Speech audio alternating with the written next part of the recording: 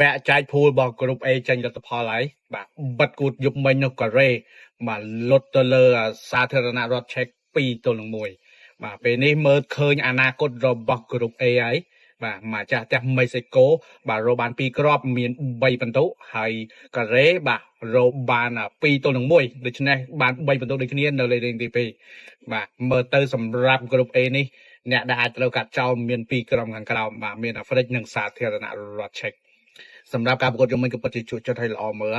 បាទព្រោះវាជាគេថាវគ្គសន្សំបន្ទុកមែនក៏ប៉ុន្តែវគ្គគេហៅថាវគ្គចែកភូលដូច្នេះកីឡាករក៏ដូចជាប្រទេសនីមួយៗខំប្រឹងដើម្បីយកបន្ទុកឲ្យផុតពីការកាត់ចោលនៃវគ្គចែកភូលបើសិនជាក្រុមណាដែលអាចចូលវគ្គចែកភូលហើយគេមានឱកាសឬក៏មានទឹកមាត់លេបបន្តិច